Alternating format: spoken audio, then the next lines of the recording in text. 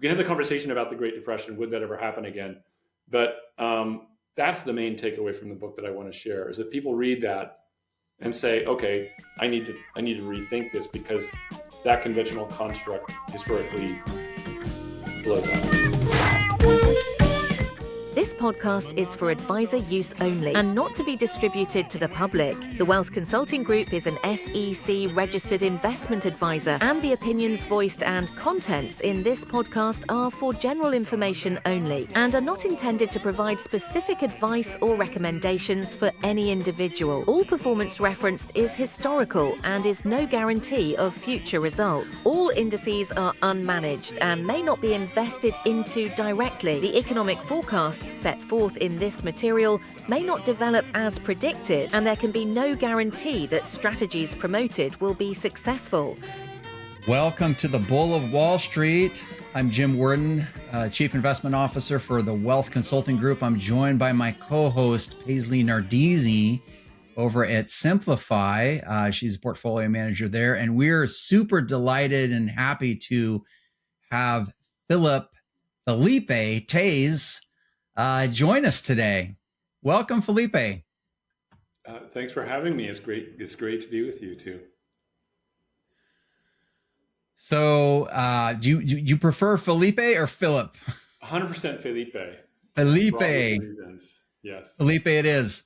Yes. So maybe, Felipe, if you can kind of tell us about your journey and how you got started and what you're up to now. And then we're going to, a little later, let's talk about your book, The Behavioral Portfolio. Thank you very much for sending this. Mm-hmm. And I noticed you signed it here, which I love it. And you wrote "Behave Yourself." So I want to know about what you mean.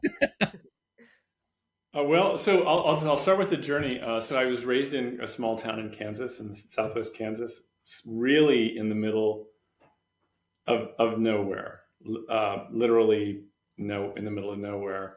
I went to school there and I escaped Kansas. I tried Philly for 11 years and through osmosis, I found myself in New York City. And so I'm coming to you from the Flatiron, 20th and Broadway. We've been for longer than I have anywhere else. But on the journey in the financial asset management side of it, I tried to be a financial planner out in Kansas City. I effectively failed. And I was looking for a mentor. I found a very self-important guy in the suburbs of Philadelphia who had a very successful financial planning practice. And, we had about 300 clients. He was worried about a multi-year bear market and how all of our clients taking distributions would have blown up. And imagine, if you're a financial advisor, your entire life is advising all of these clients. And if they're ruined because of you, that is not a good solution. So the very first iteration of risk mitigation strategies that I was exposed to were ones that we built there. And this was out starting in 1989 in Devon, Pennsylvania.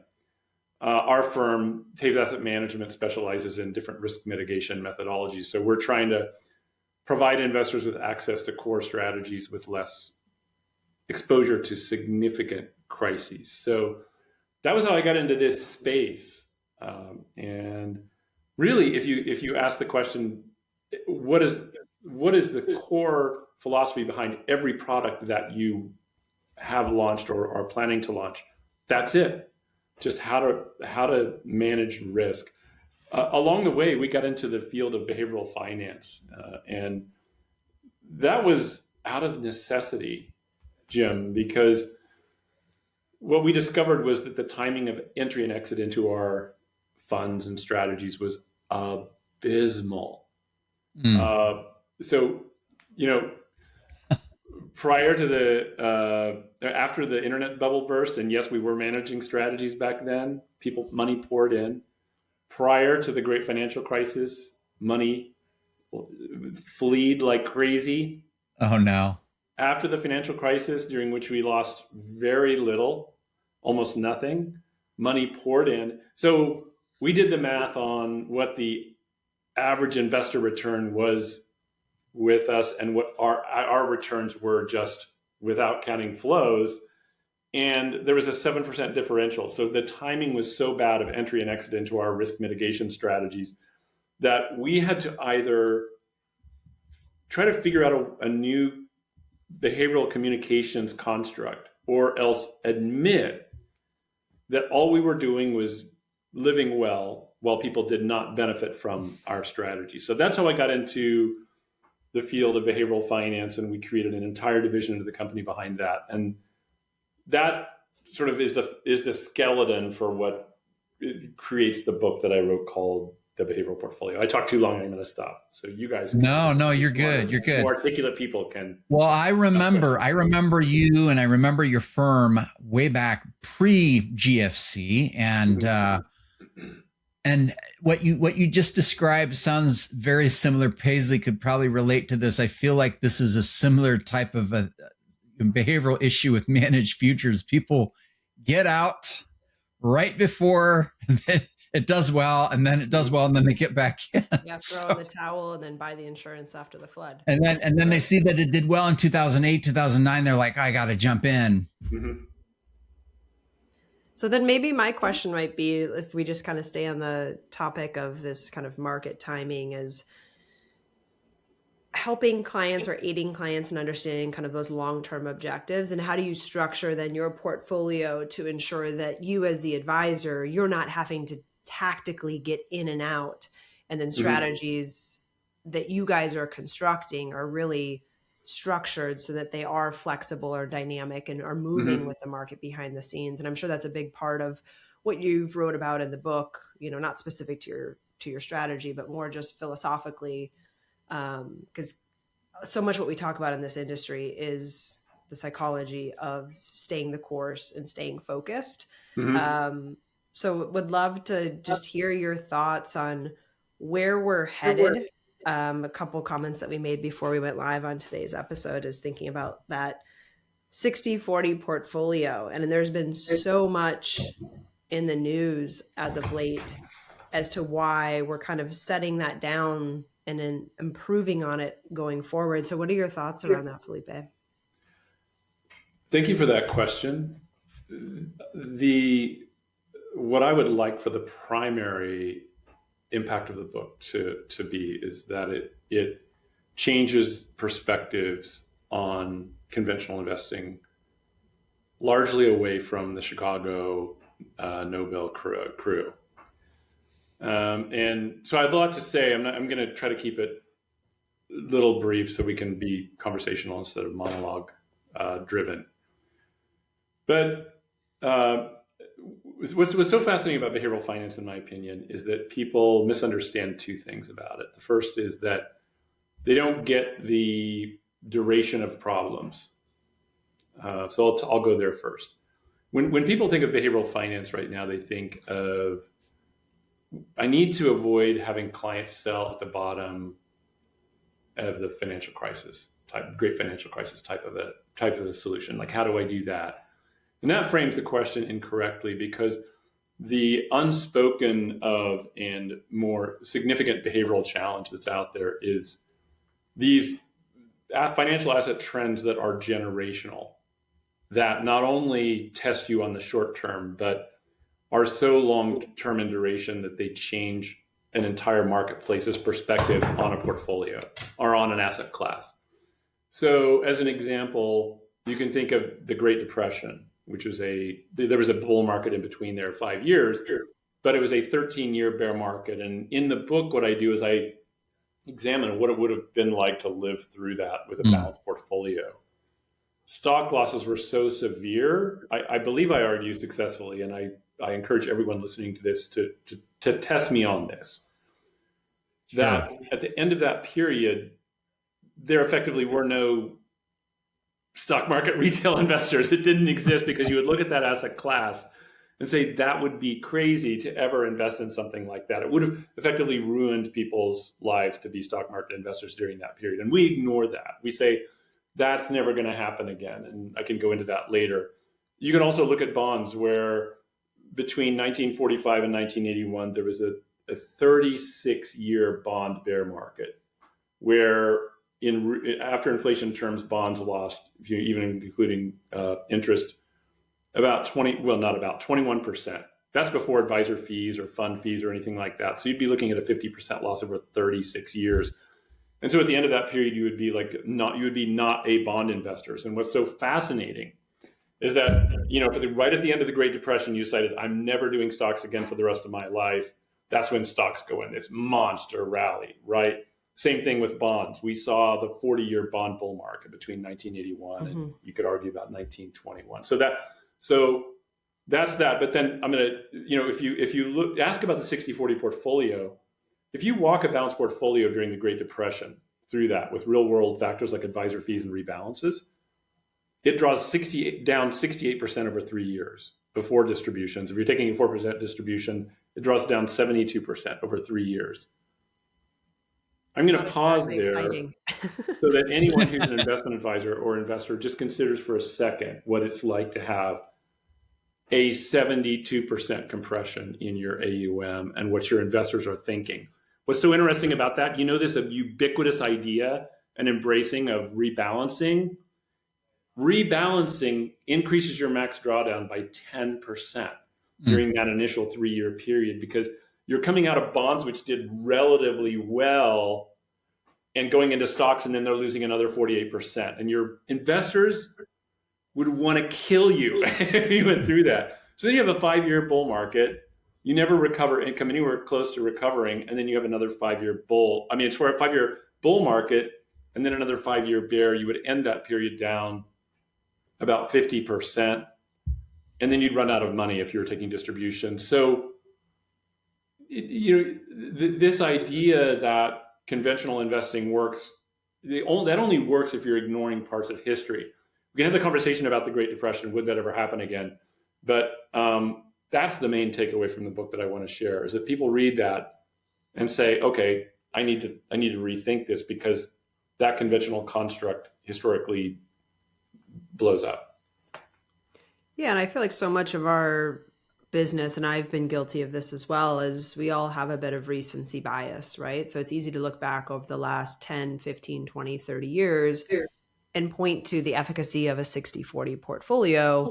Yeah. But if you zoom out and you look at history, it's less of, hey, we're being super bearish on the market right now and sell all your equities, go to cash, or, buy all your crisis alpha. It's more of just putting it in context of historical returns and understanding that there are plenty of headwinds or regime shifts in front of us that would result in that 60-40 not being enough for, clients ultimately to make it to and through retirement. So to your point, it's more of just reframing probably and being constructive and proactive rather than being a naysayer about, equity market direction in the next 5 years.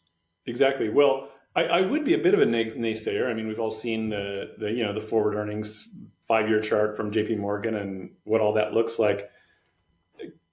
Can I put an exclamation point on that prior at the 60-40 Sure. Doom and glooming? And by the way, I disclaim being a doom and gloomer, yeah. And I'm the boom boom kaboomer because you've got to embrace the boom, but acknowledge the kaboom.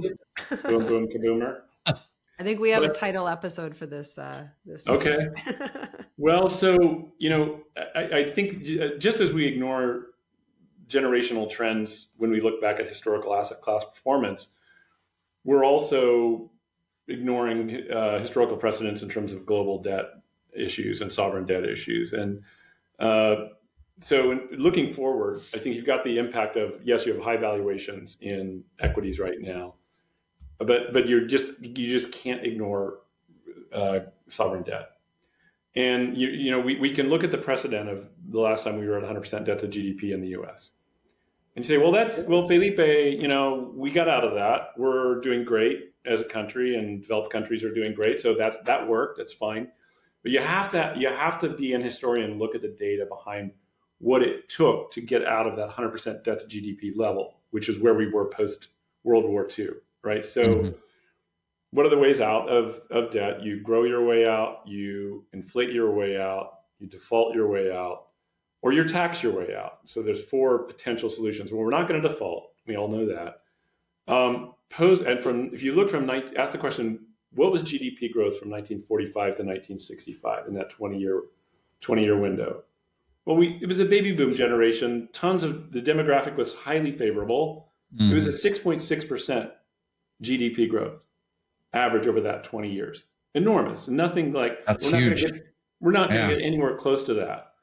And then the next question is, what was the top marginal tax rate between 1945 and 1965, which was that play out from debt? I'm sure you guys know this answer because you're historians yourselves, but it was 94%. So during that 20-year window, the top marginal rate was always above 90% tax-wise. And it didn't come down below 61% until Reagan was elected. Isn't that amazing to think about? Crazy. Because I know how much you guys must earn. That probably is really painful for you to think about, like over on your side of the screen, at least anyway, for income. And then finally, what about inflation? Well, there was right when you go to 1945 post, coming out of World War II, there was one of the three big inflation episodes in the US. There were three, excluding what we've experienced recently, and that I wouldn't include as the one major one. And one happened right there at the beginning of 1945, and it was a 78% cumulative increase in inflation.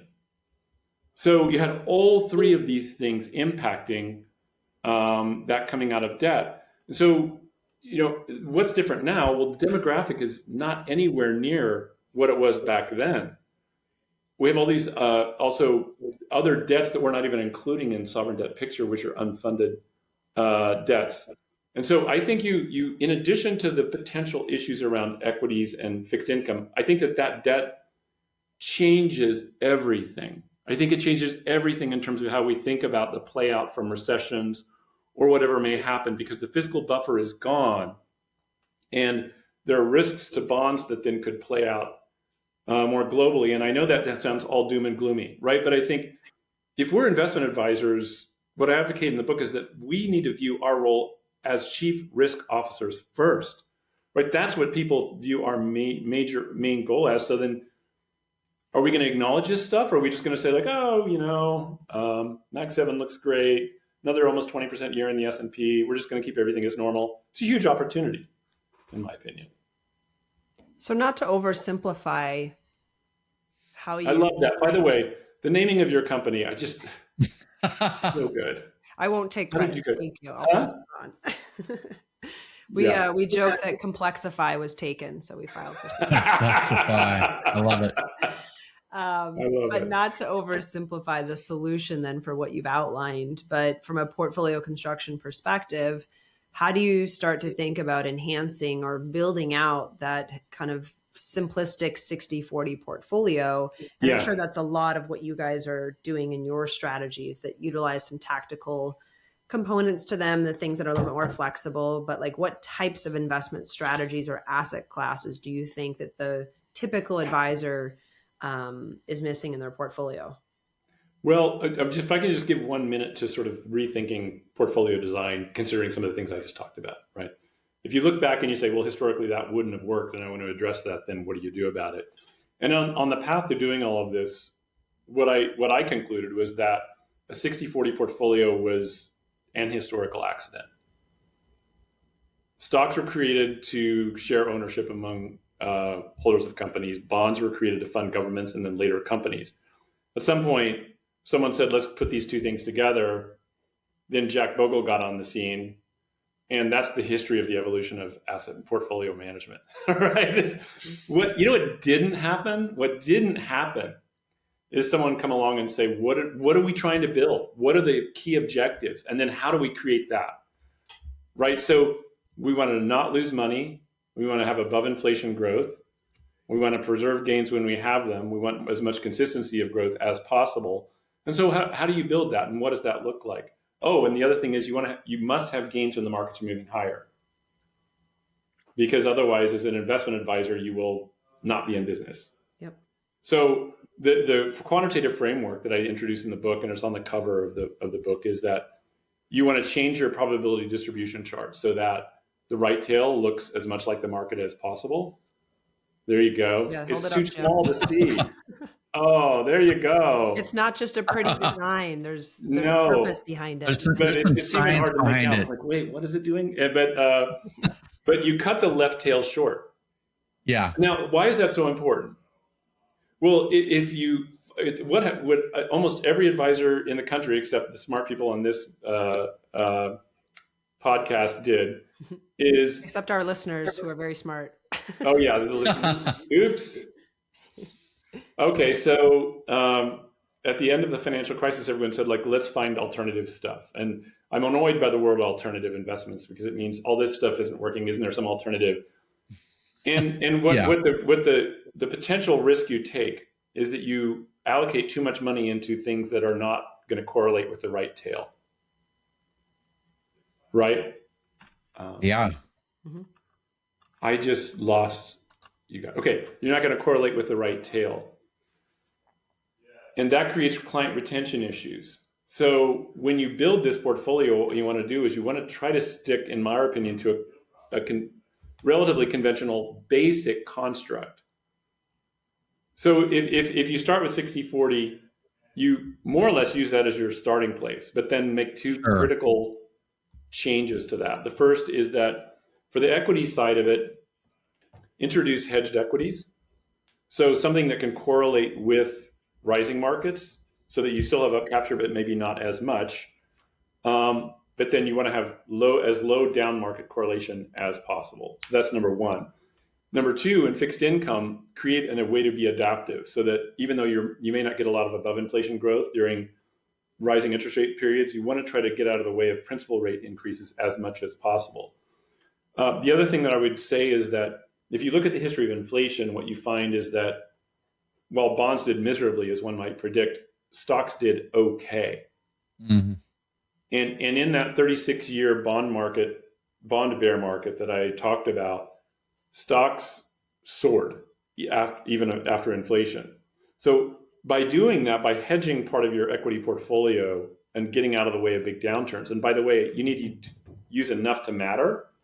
So it's not a 5% allocation doesn't cut it. We recommend about 50% of an allocation and being adaptive in fixed income.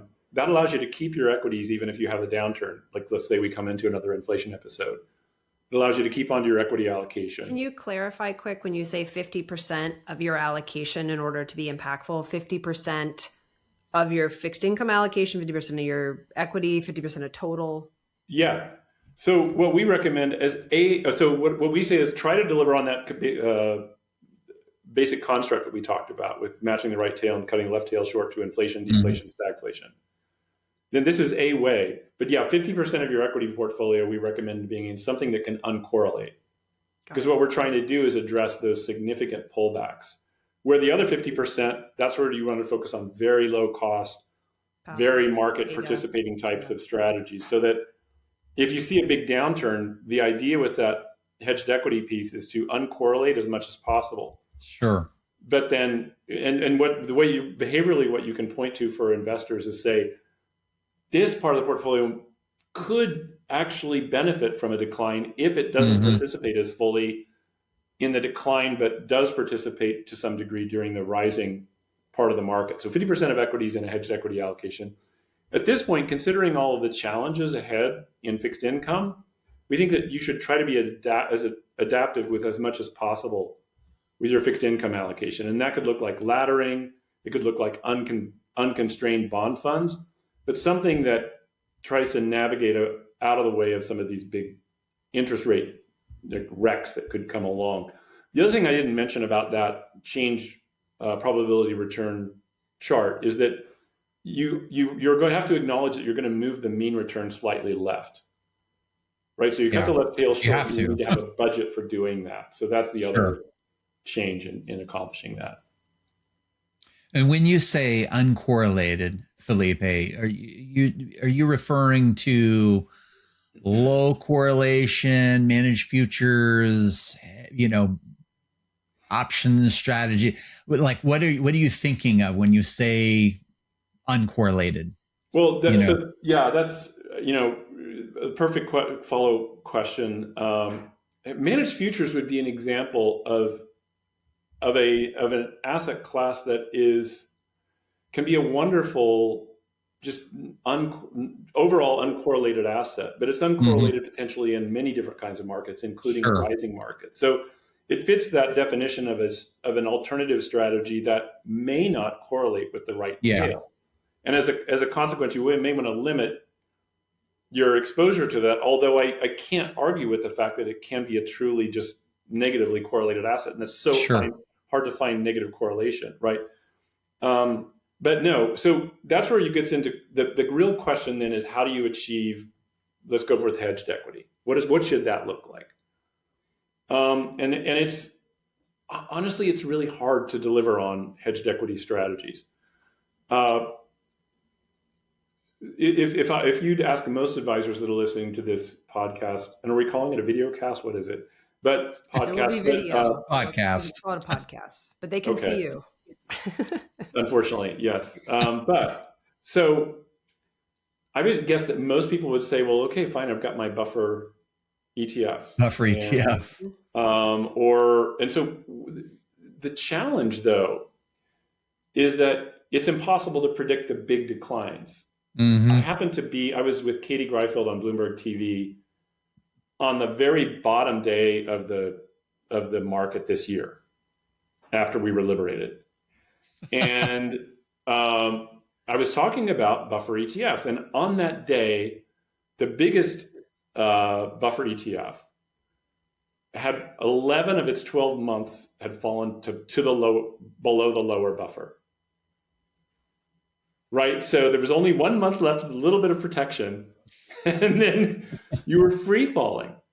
Yeah. Well, unfortunately, it's virtually impossible to predict when we're going to have that big one.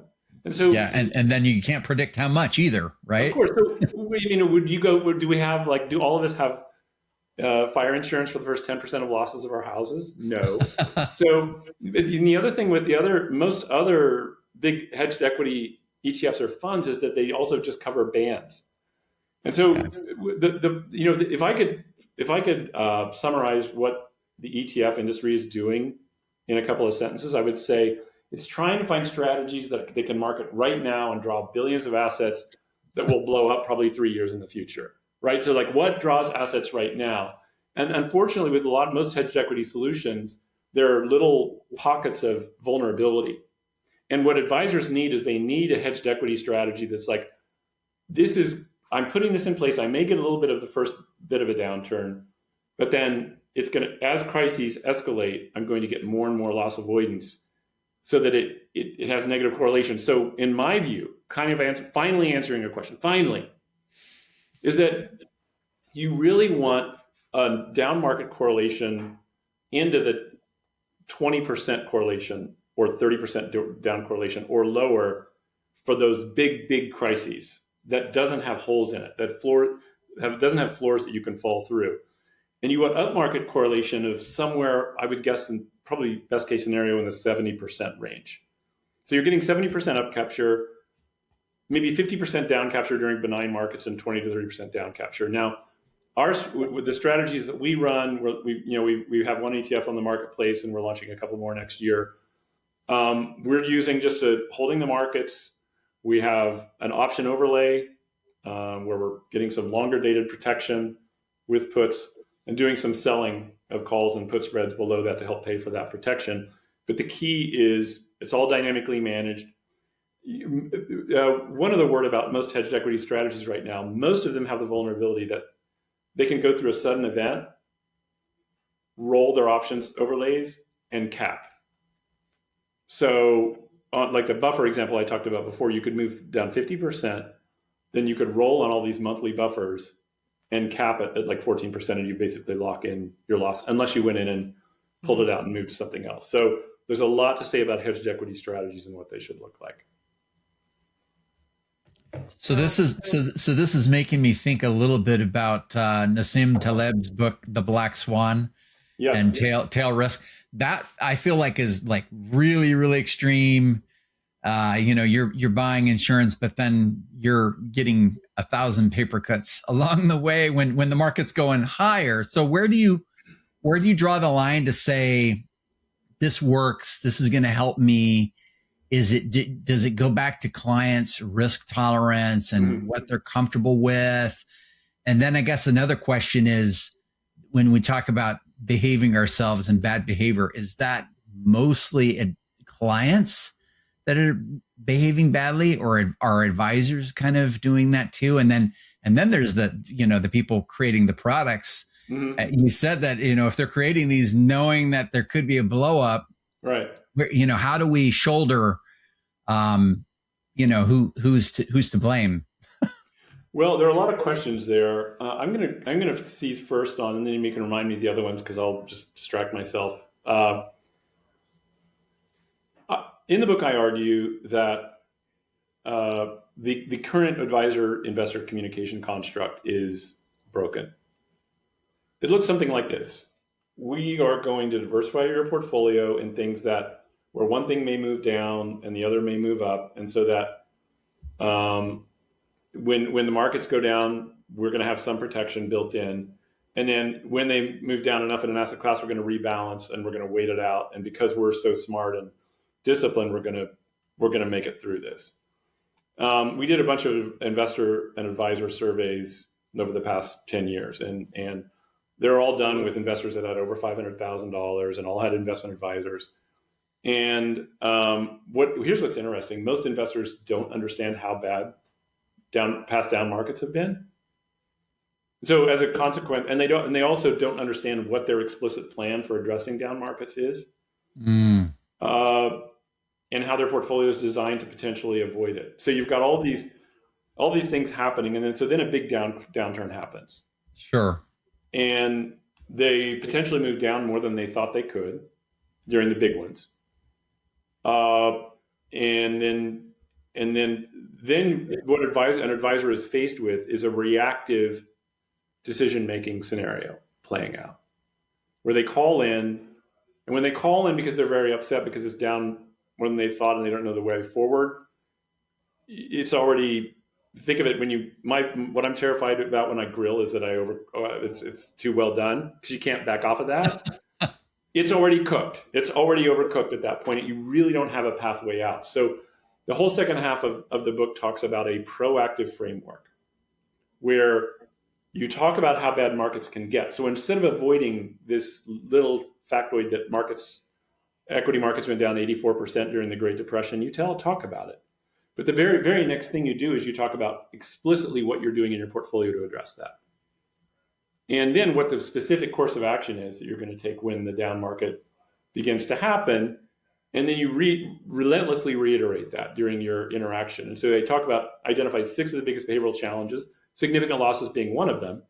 And I say, talk about all of that stuff in advance. So now the decline happens, and the investor's thinking about I've got this big hedged equity allocation and an adaptive fixed income allocation, and these things are all working for me. And then you even plan out the sort of maybe banded rebalancing that you've got, which is another thing I talk about in the book, how to optimize rebalancing, so that they're right there with you, poised to make potentially counterintuitive, against the crowd decisions. And that's the way you address it. So I answered one of your questions. I can't remember what the other couple. Well, no, I think it was just is it more advisor education? Is it more end client education? Do the fund companies need to do more to make sure that whatever they're creating is viable, not only now, but 3, 5, 10, 20, 30 years down the road?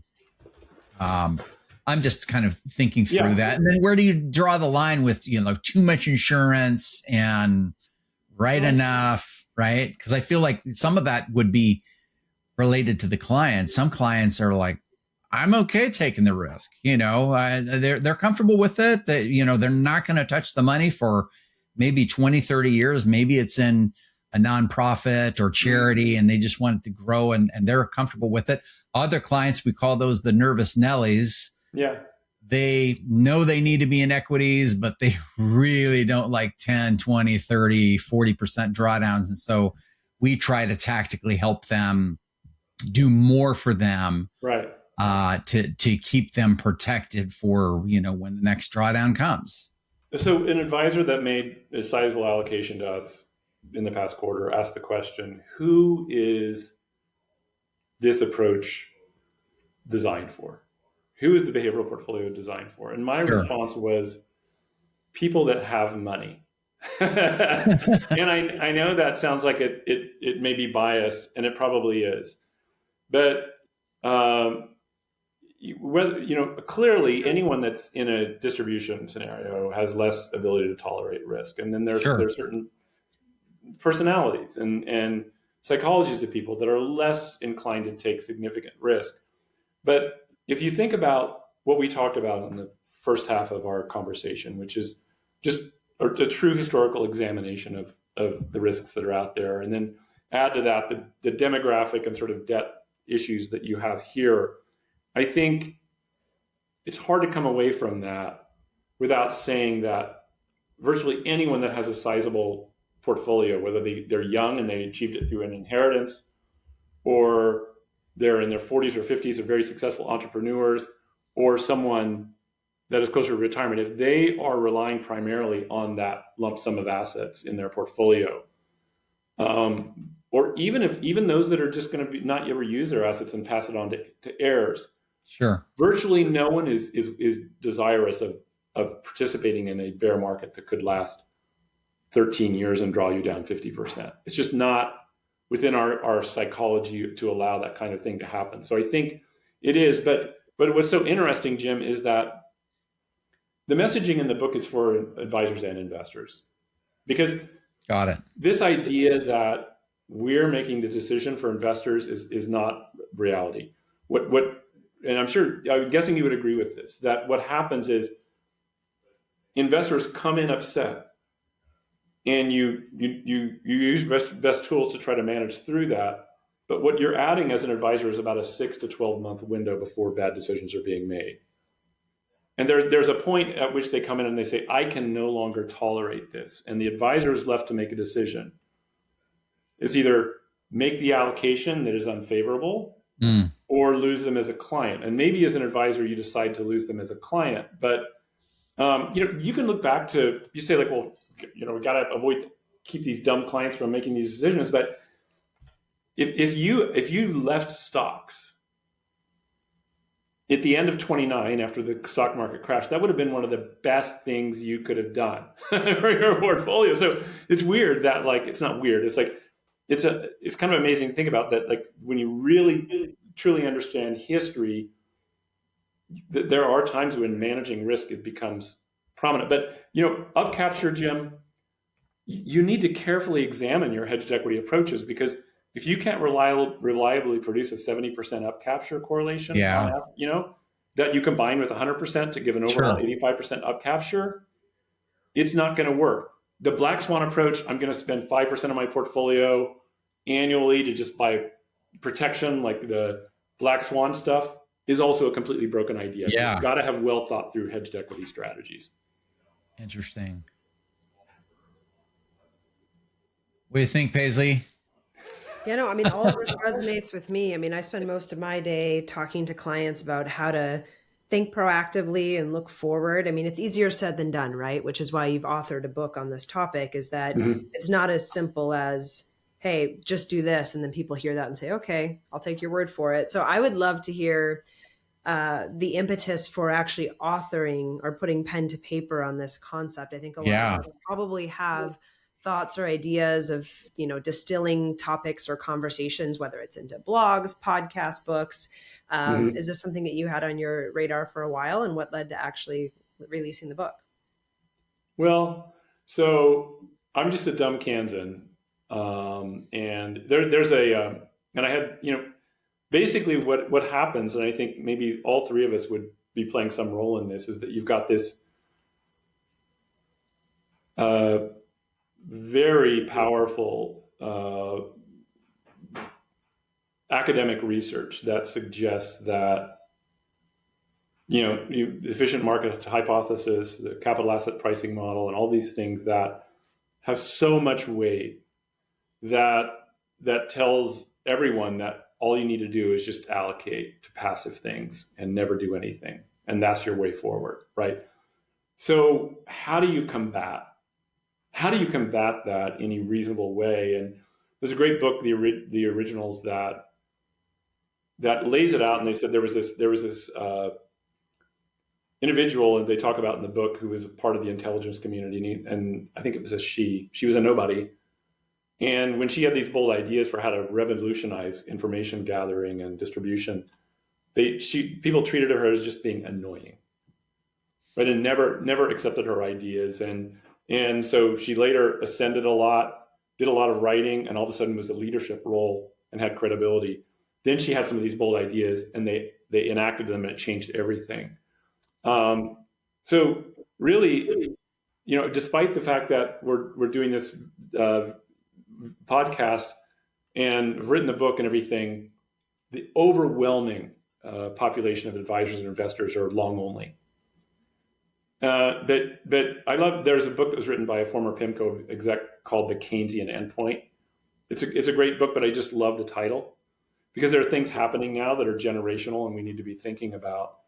It requires a long form conversation. I wrote the book. It took me forever to write it.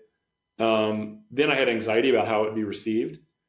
And the first conversation I had was a huge multi-billion-dollar RIA. And you guys have interacted. Well, you are yourself a multi-billion-dollar RIA, Jim, and Paisley. You've come from places with a lot of money. The bigger the RIA, then the less that they want to hear anything you have to say to them. Right? They know everything. And I got on this YouTube, or not YouTube. I got on this Zoom, and he said, "I read the book." He was the first person I talked to who had read the book. He said, "The first third terrified me. The second third made me feel better. I finished it, and I need to change the way I do business." And I'm like, this is from a massive organization. Like, okay, so and it's such so amazing. I'm sure. Well, it would make me feel amazing. There's a kind of communication that happens that you don't realize when you're an author, because if you spend years writing something and then someone spends hours contemplating it in that sort of reading zone where you have a different way of consuming things, I couldn't communicate in 10-hour-long Zoom calls everything that I communicate in the course of a book. And so it requires a long form. I'm basically, neutering conventional investing, proposing a new quantitative framework for how to think about investing, proposing a new communications construct for advisors to use as investors. It's a lot. And so I've been super, jazzed by how this book has been received in the community. I'm basically spending all my time either speaking at FPA events coming year, communicating with industry leaders and talking about this. So it's fun though. It's really fun to not be completely crushed with the reviews, have, reasonably favorable, way people are thinking about this book, to maybe be changing things, to maybe have a little bit of credibility so that some of these bold ideas are executed across the industry. So part of what I wonder is, to your point, if you're kind of breaking down the construct, especially what many advisors have not only adopted, but have believed for decades, the barrier to say, going forward, like shut it down, rebuild, focus this way, people are probably going to be pretty apprehensive because it's almost an element of like calling people's babies ugly, right? That saying, which by the way is very weird, but I say it all the time.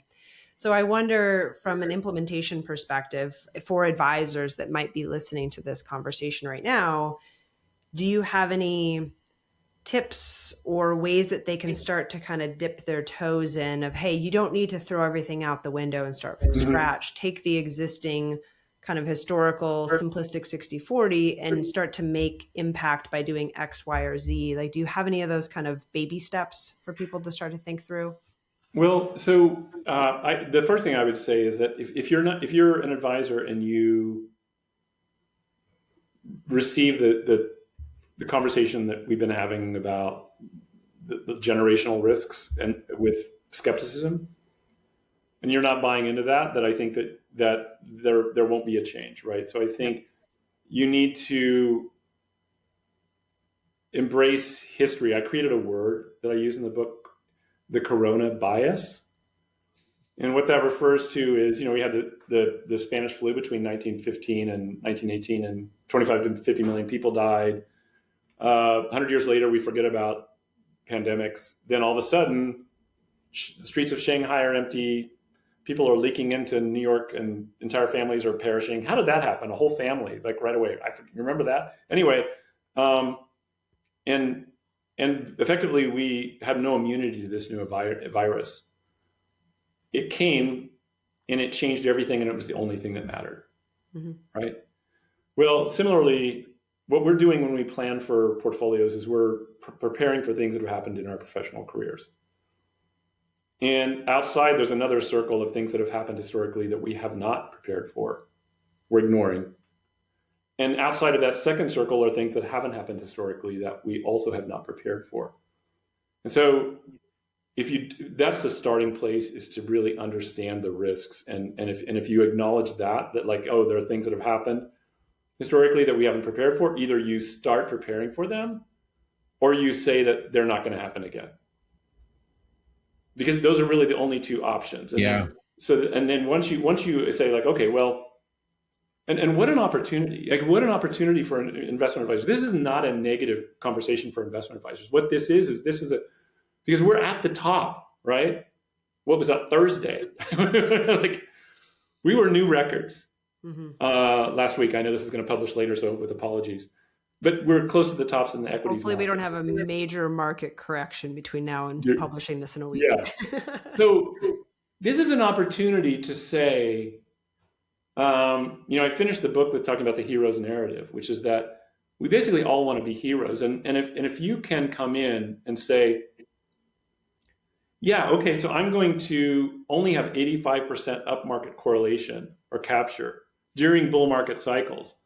But what I'm going to do is address these contingencies in my practice in a way that's meaningful at a time when we may argue 5 years looking back saying like, oh my dog, like what was I thinking? Like, why did I not prepare? But if you get out in front of that and execute some of these changes in a way that, again, we're not doom and gloomers, you have to create an optimistic scenario. So you have to embrace the boom when it's happening, and that's why you stick with a conventional construct.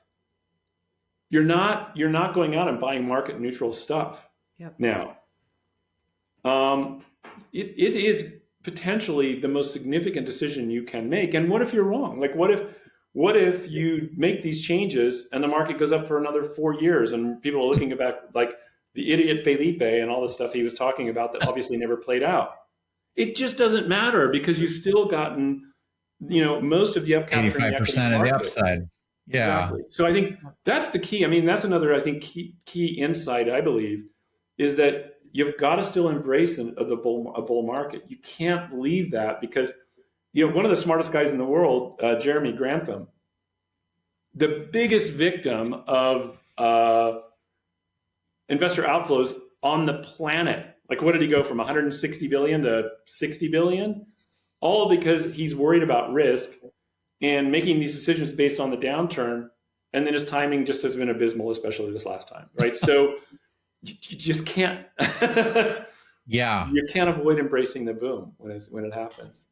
So let's talk about the 85% upside and what does the downside look like? I mean, if you mathematically kind of modeled out how that might look, I mean, we always try to have more upside than we do downside, and we often tell our advisors like, hey, look, our goal is if we can get 90% of the upside, we're thrilled, but if we can get 70% or less of the downside, we're ecstatic. So what does the downside look like for your strategies? I think that's great messaging. And so I think that a couple of things about that is that as long as you're doing a lot of due diligence, and it's hard though, because so many people come to the hedged equity space with little or no experience. Sure. And so then they take a look at it and they look at whatever band of performance they have, maybe 5 or 6 years or 3 years or less, and make a decision based on that. And that's not going to work because anything that didn't go back to the financial crisis, obviously you're missing that. Even the financial crisis was only a 16-month decline, so you're missing multi-year bears. So it really requires bringing an expert. We are trying to position ourselves as experts at delivering some of these hedged equity approaches to the markets.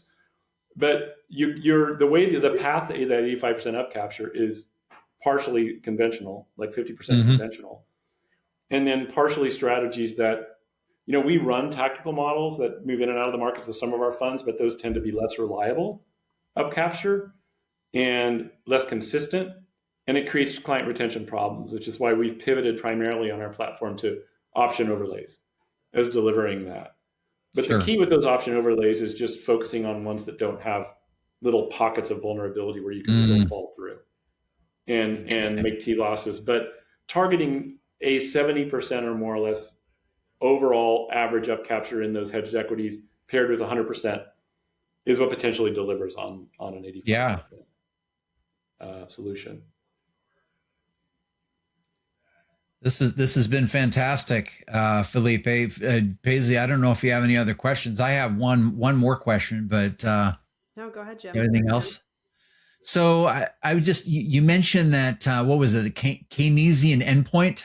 Keynesian endpoint. Yeah. Keynesian. So it just got me thinking about, one of the podcasts that we had actually with Paisley's co-PM, Mike Green.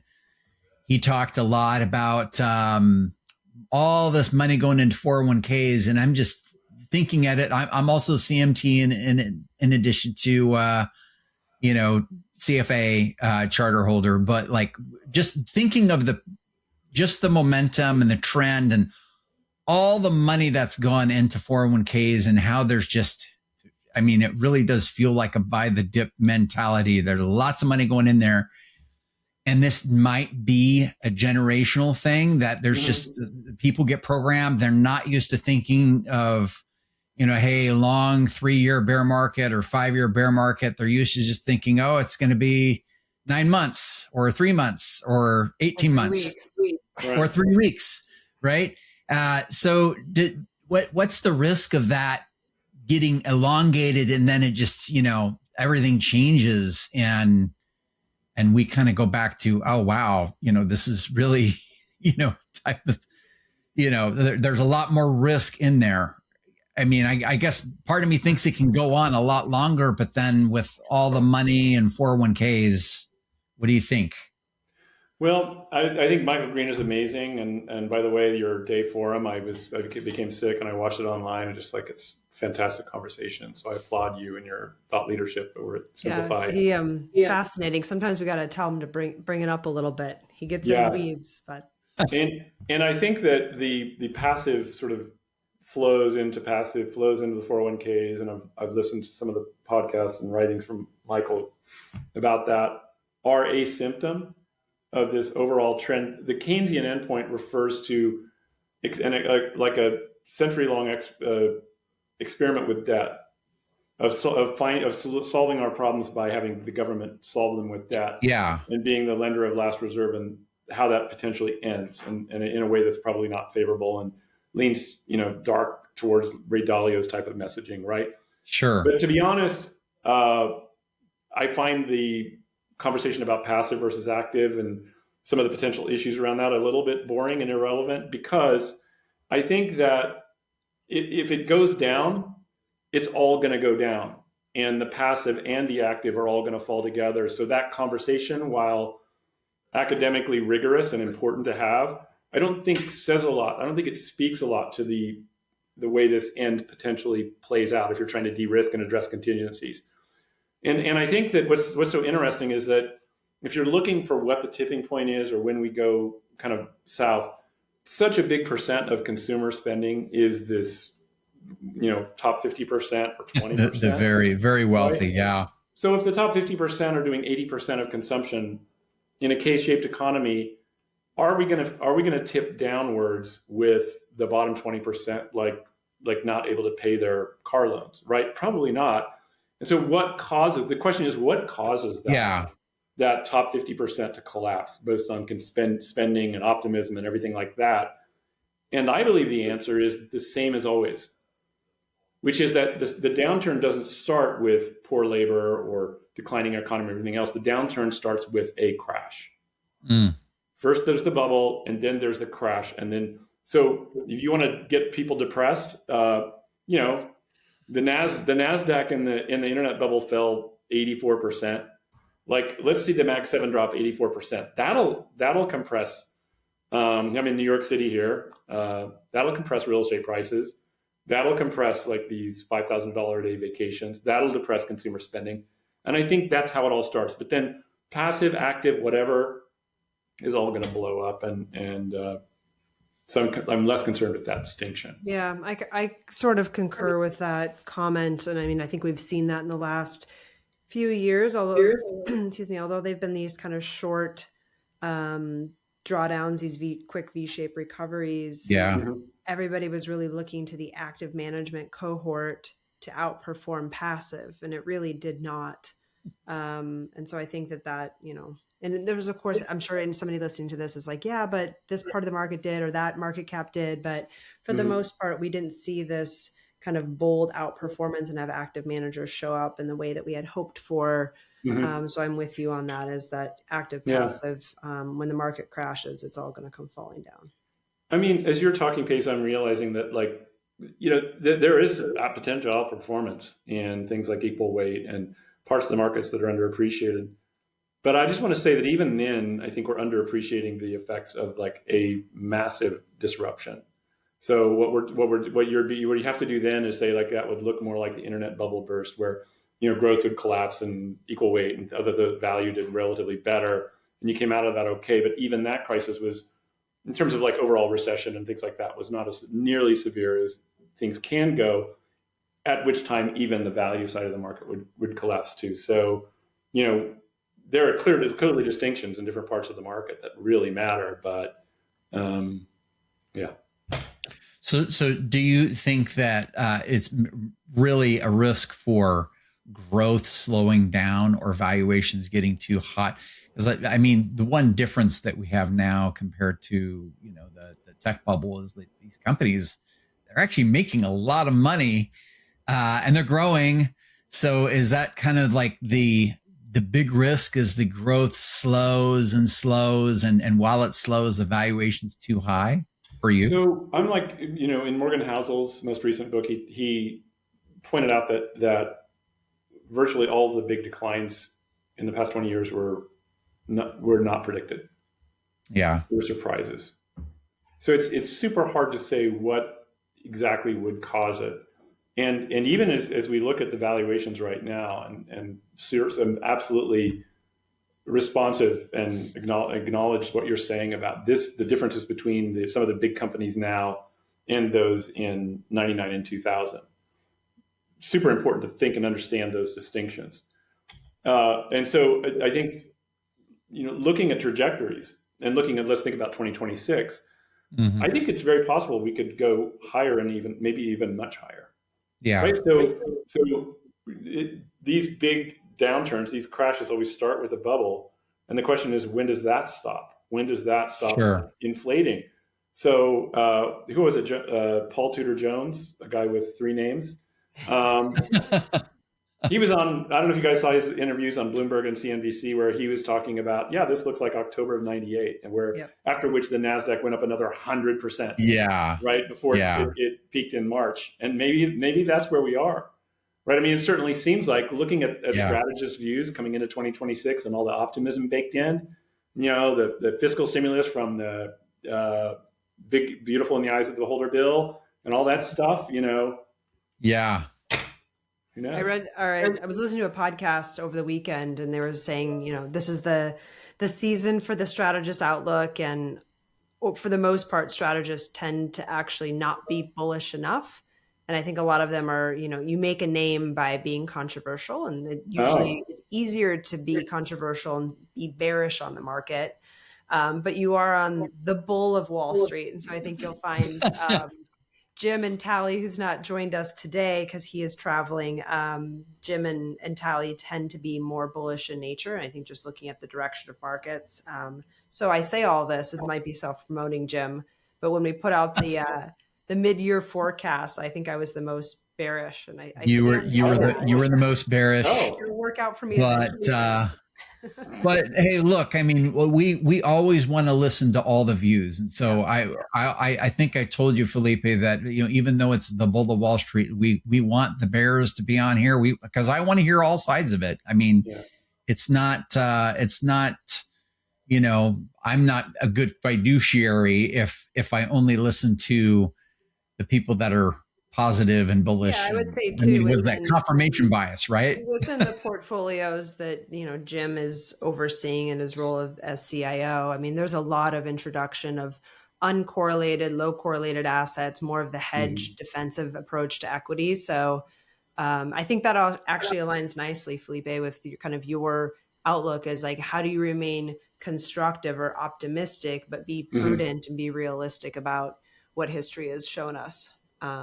So I think we're all on the same page. It's so nice to have you, Felipe. This has been wonderful. Anything else you want to add?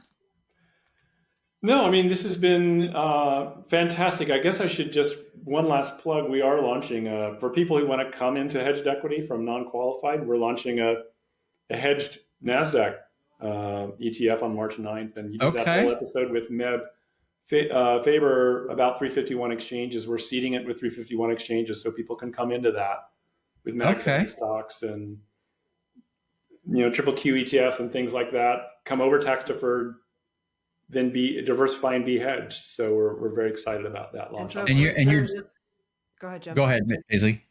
I would just say, if listeners are wanting more information on that, can they go to your website? Whom should they reach out to? Yeah, just go right to the website, contact information there, contact us, and love to interact with you. And where can people buy your book? I mean, Amazon is usually... Yeah, just anywhere. It's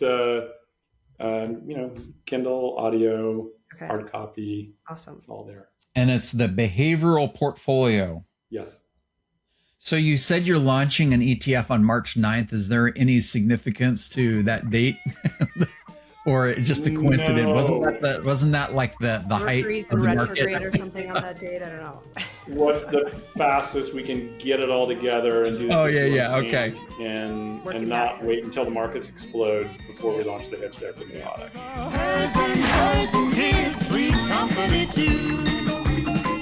Come and dance on our floor.